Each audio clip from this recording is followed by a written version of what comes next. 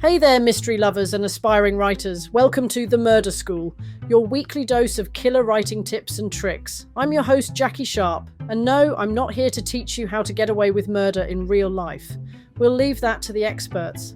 Instead, we're diving into the world of crafting captivating murder mysteries that will keep your readers up all night, turning pages and guessing who done it. Whether you're a seasoned author or just starting out, The Murder School is here to help you sharpen your skills and unlock the secrets to writing a masterful mystery. Each week we'll explore different aspects of the craft, from creating complex characters and clever clues to building suspense and nailing that shocking plot twist. We'll also delve into the nitty-gritty of self-publishing, sharing tips and strategies for getting your murder mystery out into the world and into the hands of eager readers. So grab your notebook, your favourite writing snack, and maybe a magnifying glass for good measure, and join me every Monday for a new lesson at The Murder School. Together, we'll unravel the mysteries of writing a killer story. And remember, the only thing we're murdering here is writer's block. The blank page is daunting for any writer, and it doesn't matter if you're embarking on your first novel or you are a seasoned pro. As you write more, you'll find a process that suits you. Some writers just start and let the words spew out, and then deal with technical details and plot lines later. These kinds of writers are referred to as pantsers, writing by the seat of their pants, and others can't start until they have planned everything, including the character's backstory. These writers are plotters. Most of us are on a spectrum between the two.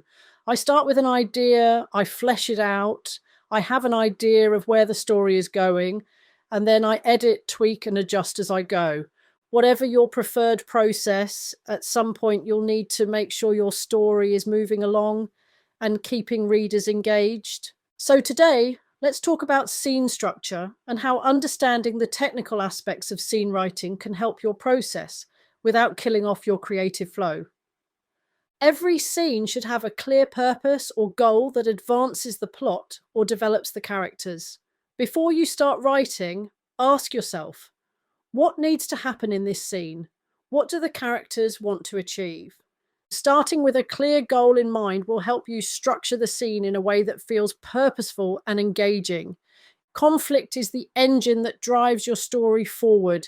In every scene, there should be some sort of conflict or obstacle that your characters need to overcome. This could be an external conflict, like a physical danger or a confrontation with an antagonist, or an internal conflict, like a difficult decision or a moral dilemma. Introducing conflict early in the scene will immediately grab the reader's attention and keep them invested in the outcome. Dialogue is a powerful tool for revealing character and advancing the plot. Use dialogue to show how your characters think, feel, and interact with each other. Avoid expository dialogue where characters simply state information for the reader's benefit.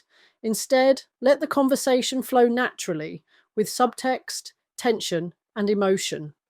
To keep your readers engaged, vary the pacing of your scenes. Alternate between fast-paced, action-packed moments and slower, more introspective scenes. This gives the reader a chance to catch their breath and process what's happening.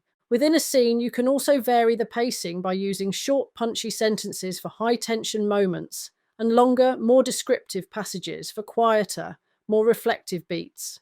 Sensory details help to immerse the reader in the scene and make it feel more vivid and real. Describe what your characters see, hear, smell, taste, and feel to create a rich, multi-sensory experience. Be specific and evocative in your descriptions, but don't overdo it. A few well-chosen details can go a long way in bringing the scene to life. The setting of your scene is more than just a backdrop.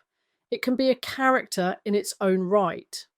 Use description to create a strong sense of place and atmosphere that reflects the mood and tone of the scene. Think about how the setting can interact with the characters and the action. A creepy, abandoned house will create a very different feel than a sunny, idyllic meadow. Just as important as starting strong is ending with a bang. Close your scene with a hook that leaves the reader wanting more. This could be a cliffhanger, a revelation, a twist, or a new question that needs to be answered. And with cliffhangers in mind, the second technique for writing engaging scenes is to arrive late and leave early. This was sage advice from the legendary crime writer Elmore Leonard. What does arrive late and leave early mean? Picture this. You're watching a movie, and the scene opens with two characters already mid conversation. You're instantly curious about what they're talking about and how they got there. That's arriving late. Now imagine the scene ends right after a major revelation or a cliffhanger. You're left wanting more, eager to see what happens next. That's leaving early. Elmore Leonard applied this principle to his writing, and it's a surefire way to keep your readers engaged. By dropping them into the middle of the action and leaving them craving more, you create a sense of intrigue and momentum that keeps them turning the pages. So, how do you arrive late in the scene? Here are a few tips.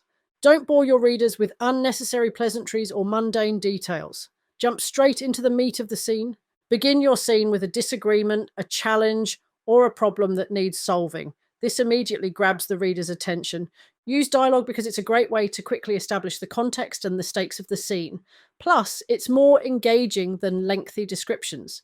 You can also hint at what came before by sprinkling subtle clues about what happened before the scene started. This creates a sense of intrigue without bogging down the pacing. Begin your scene with something unexpected that immediately grabs the reader's attention.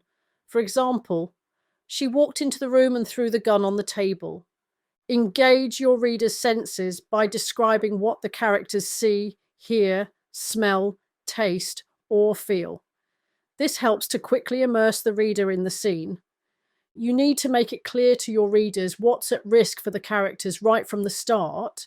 This creates a sense of urgency and tension that keeps the reader engaged.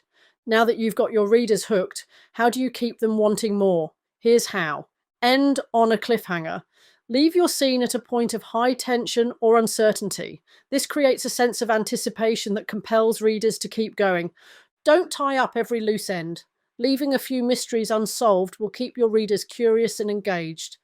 Give a glimpse of the challenges or conflicts that lie ahead. This creates a sense of foreboding and anticipation. Try to set up your next scene. End with a memorable, impactful line that lingers in the reader's mind long after they've finished reading. You could also close your scene with a surprising piece of information or an unexpected turn of events. This leaves the reader eager to find out what happens next, or end your scene with a ticking clock or a looming deadline. This creates a sense of pressure and anticipation that carries over into the next scene. Leaving a character in jeopardy, facing a physical, emotional, or psychological threat creates a strong hook that keeps the reader invested in the story. And for continuity, you could close some scenes with a line or image that echoes something from earlier in the story. This creates a sense of cohesion and resonance that lingers in the reader's mind. In my cozy novels, I often repeat a phrase that I used at the start of the scene, or use a similar phrase at the beginning of the next scene. Let's take a look at how Elmore Leonard himself put this principle into action. Here's the opening line from his novel, Glitz. The night Vincent was shot, he saw it coming. Bam. Right away, we're thrown into the middle of the action. We don't know who Vincent is, why he was shot, or who shot him, but we're instantly hooked and want to find out more. Here's another example, this time from his novel Get Shorty. Chili Palmer's last collection was at a movie theatre. Again, we're dropped into the middle of a scene with no context, but we're immediately curious. Who is Chili Palmer? What does he collect? Why was he at a movie theatre? These questions compel us to keep reading. Crafting engaging scenes is all about creating a sense of momentum and intrigue. While arriving late and leaving early is a great way to create engaging scenes, it's important to find a balance between action and reflection. If every scene is packed with high-stakes action, the reader may become fatigued or desensitized. To avoid this, consider alternating action-packed scenes with quieter, more introspective moments. These scenes can provide valuable insight into your character's thoughts, feelings, and motivations, and give the reader a chance to catch their breath before the next big event. Ultimately, the arrive late, leave early technique is just one tool in your writing toolbox. As you develop your craft, experiment with different approaches, and find the style that works best for you and your story.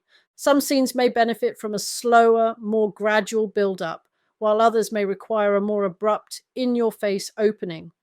The key is to be intentional about your choices and to always keep your readers' engagement in mind. Lastly, be prepared to edit ruthlessly.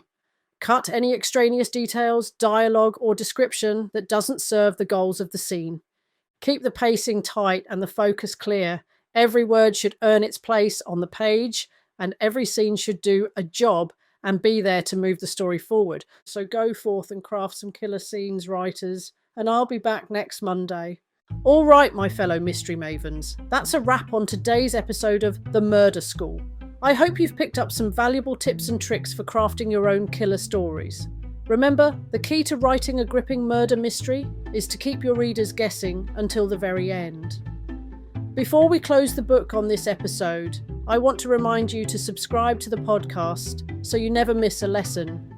And hey, if you're watching this on YouTube, don't forget to give us a like and hit that subscribe button. It really helps us out and ensures that you'll be the first to know when a new lesson drops.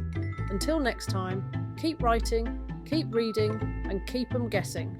This is Jackie Sharp, signing off from The Murder School. Remember, the only good murder is a well-written one.